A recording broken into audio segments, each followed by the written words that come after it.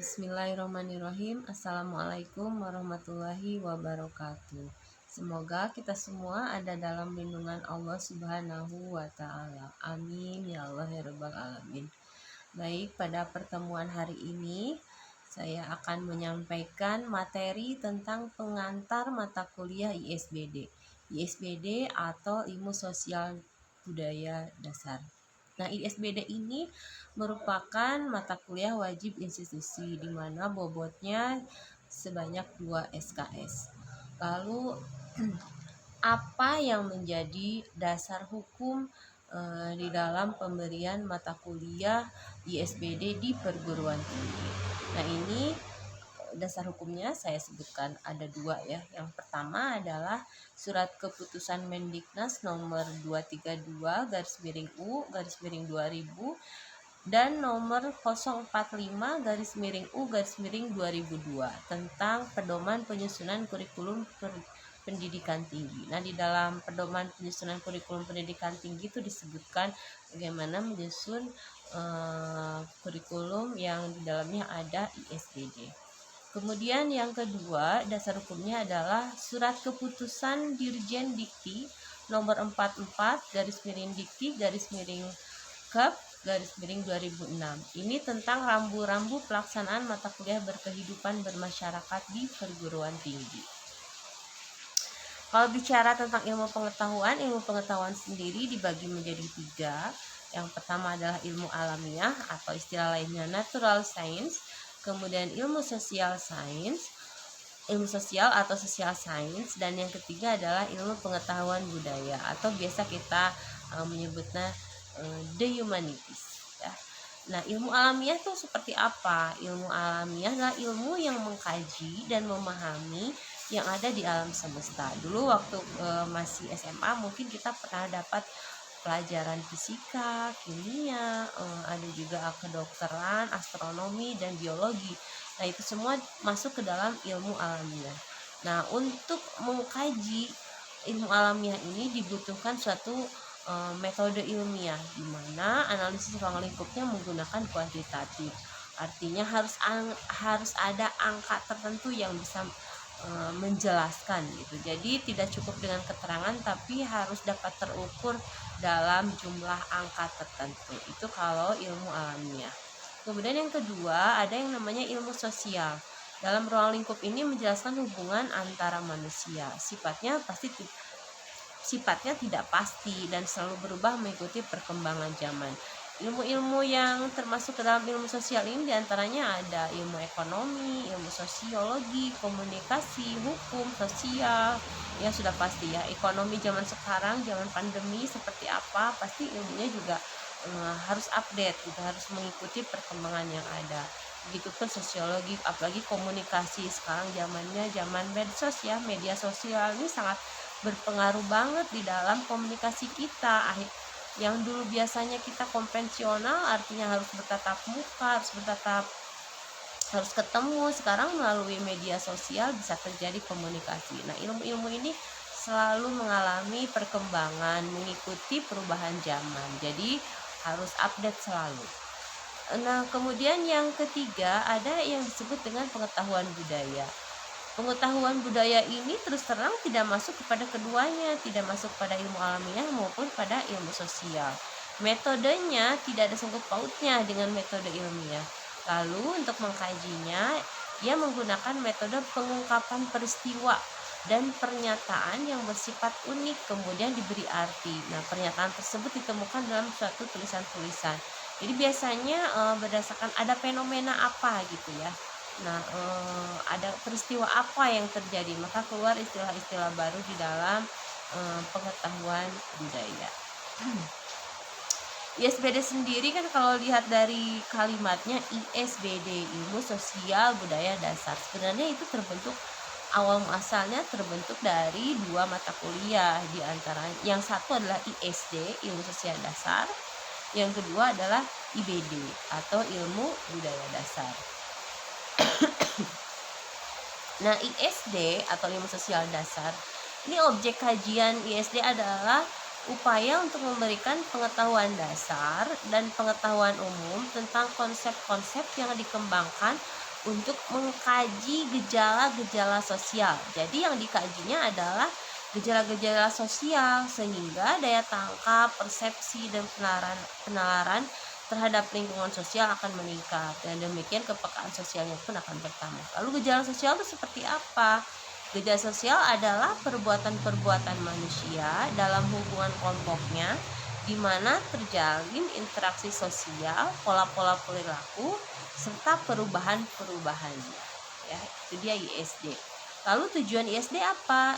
Tujuan ISD adalah membantu perkembangan wawasan pemikiran dan kepribadian mahasiswa agar memperoleh wawasan pemikiran dan ciri-ciri kepribadian yang diharapkan dari setiap tingkah laku manusia dalam manusia lain, serta sikap dan tingkah manusia lain terhadap manusia yang bersangkutan.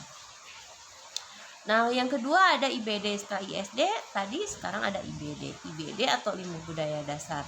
Nah, sebelum itu ya, perbedaan pengetahuan budaya dengan ilmu budaya dasar adalah pengetahuan budaya mengkaji masalah nilai manusia. Ingat ya, kalau pengetahuan budaya itu mengkaji masalah nilai manusia sebagai makhluk berbudaya. Sedangkan ilmu budaya dasar mengkaji masalah kemanusiaan dan budaya. Jadi kalau ilmu budaya dasar itu ada manusianya, ada budayanya. Kalau pengetahuan budaya itu mengkaji masalah nilai manusia sebagai makhluk budaya.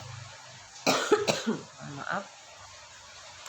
Kemudian berikutnya ada IBD, ilmu budaya dasar. Nah, IBD adalah suatu pengetahuan yang menelaah berbagai masalah kemanusiaan dan budaya dengan menggunakan pengertian yang berasal dari dan dikembangkan oleh berbagai bidang pengetahuan atau keahlian. Pokok kajian dalam IBD, di dalam ilmu budaya dasar, adalah berbagai aspek kehidupan seluruhnya merupakan ungkapan masalah kemanusiaan dan budaya serta hakikat manusia yang satu. Tujuannya apa? Tujuan dari IBD ini adalah mengembangkan kepribadian mahasiswa dengan cara memperluas wawasan pemikiran dan kemampuan kritikal terhadap masalah-masalah budaya, sehingga daya tangkap, persepsi, dan penalaran budaya mahasiswa menjadi halus dan manusiawi. Itu ya, ada tujuan dari IBD. Berikut adalah ruang lingkupnya. Ruang lingkup untuk ISD dan IBD. ISD atau ilmu sosial dasar, ruang lingkupnya meliputi 1, individu, keluarga, dan masyarakat. Jadi di situ dibicarakan bagaimana manusia sebagai individu, perorangan, sebagai keluarga, kemudian sebagai masyarakat, komunitas, atau hidup bersosial gitu ya. Kemudian yang kedua, manusia sebagai masyarakat desa dan masyarakat perkotaan. Yang ketiga, masalah penduduk. Yang keempat, pelapisan sosial, strata sosial gitu. Yang kelima, pemuda dan sosialisasi. Dan yang keenam adalah manusia sebagai ilmu pengetahuan, teknologi, dan kemiskinan. Itu dibicarakan di dalam ruang lingkup ISD atau ilmu sosial dasar. Adapun ruang lingkup untuk ilmu budaya dasar atau IBD, yang pertama adalah manusia dan pandangan hidup. Pola pikir atau cara pandang manusia dalam memandang hidupnya. Yang kedua, manusia dan keindahan. Yang ketiga, manusia dan keadilan. Yang keempat, manusia dan cinta kasih. Ya selalu ya, manusia itu yang membedakan manusia dengan makhluk lain karena ada cinta kasih. Yang kelima, manusia dan tanggung jawab.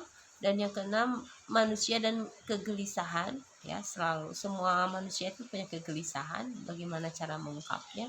Dan yang terakhir adalah manusia dan harapan. Itu adalah ruang lingkup untuk IBD. Nah, ISBD sebagai program pendidikan umum atau general education, pendidikan tinggi.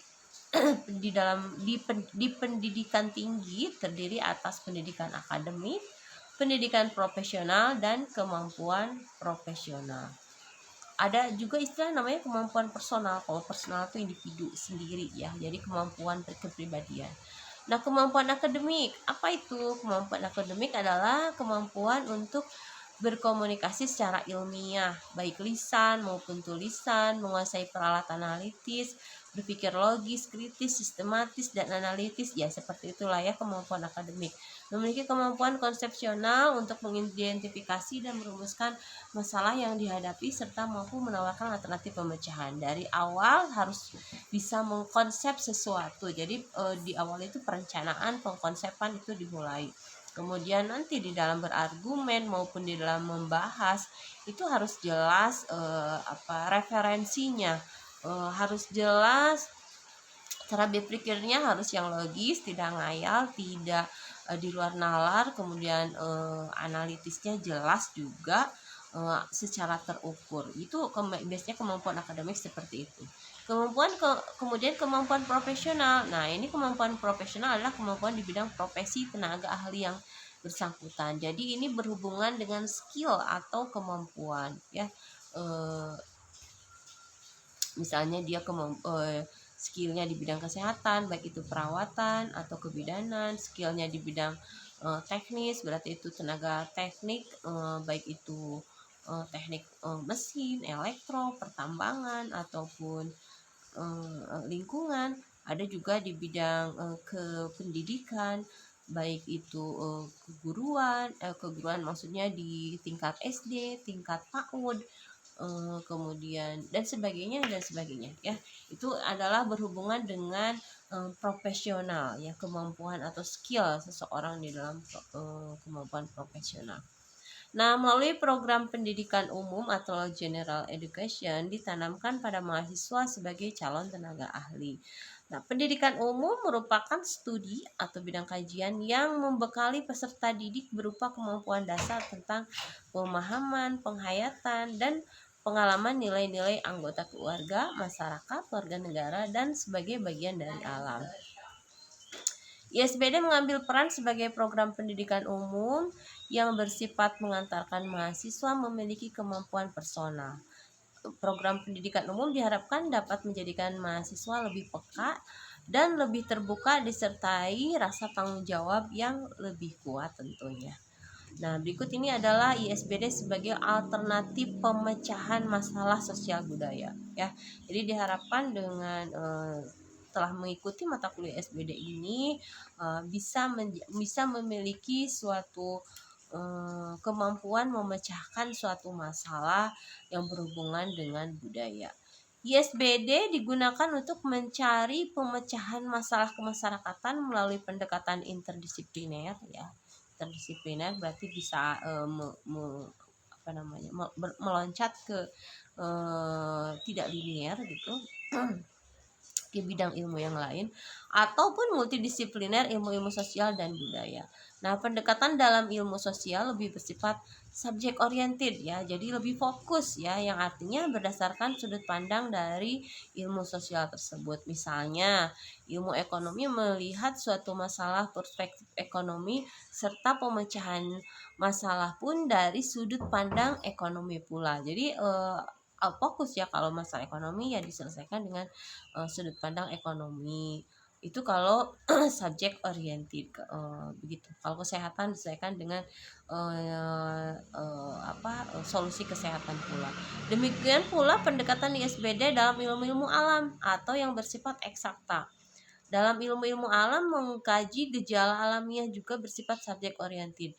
Mahasiswa yang menekuni ilmu-ilmu eksakta akan mengkaji gejala alam melalui sudut pandang ilmu mereka. Ya, tidak mungkin dia bisa mengkaji masalah-masalah ilmu alam. Maksudnya orang mahasiswa eksakta mengkaji ilmu sosial gitu, enggak. Jadi mahasiswa eksakta pasti mengkajinya ilmu-ilmu alamiah, ilmu-ilmu alam.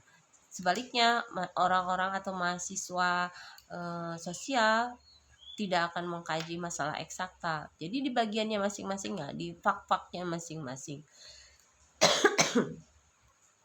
Dengan kajian ISBD, dapat memberikan wawasan akan pentingnya pendekatan sosial dan budaya dalam menangani masalah alam. Jadi dengan adanya ISBD justru akan menjadi multidisiplin atau menjadi interdisipliner. Jadi bisa saja orang yang bergerak di bidang tertentu kemudian mempunyai cara pandang yang lain di bidang yang lain. Nah, ini khususnya budaya, lainnya itu budaya. Misalnya, seorang sarjana teknik sipil dalam upaya membuat jembatan harus mempertimbangkan aspek sosial dan budaya masyarakat di sekitarnya.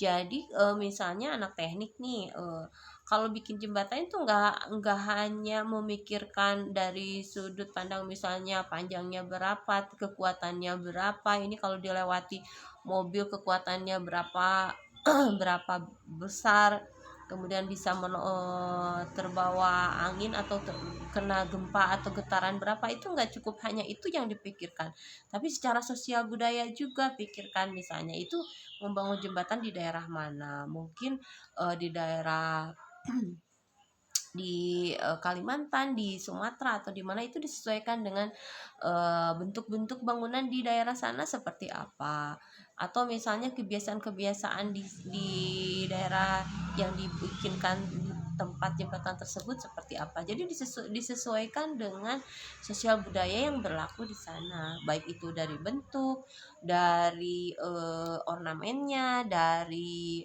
warnanya, dan sebagainya perlu dipikirkan hal-hal tersebut ya. Jadi budaya ini bisa lintas ya, bisa lintas keilmuan. Kalau misalnya orang kesehatan ya, cara mengobati itu tidak harus seluruhnya dengan klinis, dengan cara ilmu kesehatan yang kalian dapat hanya cukup di bangku kuliah aja, tapi disesuaikan juga dengan budaya-budaya yang berlaku di suatu masyarakat tertentu. Misalnya kalau di kita ya, kalau di orang Sunda, indung berang atau paraji itu masih ada gitu. Nah, kita di dalam membantu orang yang melahirkan misalnya, bisa saja kita tetap melibatkan mereka tentu sesuai dengan porsinya, karena itu sudah merupakan bagian dari sosial budaya yang berlaku di daerah kita, asalkan tidak melewati aturan-aturan tertentu yang membahayakan keselamatan ibu dan anaknya gitu mungkin ya, kurang lebih. Begitupun di dalam cara misalnya untuk FKIP nih, di dalam kependidikan, bagaimana cara mengajar atau bagaimana metode mengajar yang sesuai dengan daerahnya masing-masing gitu. Mungkin yang ada di Sunda bagaimana, yang ada di Kalimantan bagaimana, cara sosial budayanya seperti apa, salamnya, memulai pengajarannya, penyampaiannya, metodenya dan sebagainya. Apalagi kalau ditempatkan misalnya di tempat-tempat terpencil, nah itu sangat banget harus mengikuti sosial budaya yang berlaku di suatu tempat tertentu gitu ya. Jadi sosial budaya ini makanya dijadikan mata kuliah wajib institusi, karena wajib dilalui atau wajib ditempuh oleh semua mahasiswa di semua prodi, di semua program studi. Nah, berikutnya ini adalah berdasarkan hal tersebut yang barusan kita panjang lebar menjelaskan, beberapa perguruan tinggi memerlukan ISBD sebagai mata kuliah wajib bagi mahasiswa dari program ilmu alam atau eksata. Hal ini dimaksudkan agar pendekatan sosial dan budaya senantiasa dipertimbangkan dan melandasi setiap upaya mencari solusi atau pemecahan dari masalah alam yang dihadapi. Mahasiswa sebagai calon ilmuwan dan profesional merupakan harapan bangsa, mampu bertindak secara arif dan bijaksana. Itu ya harapannya seperti itu.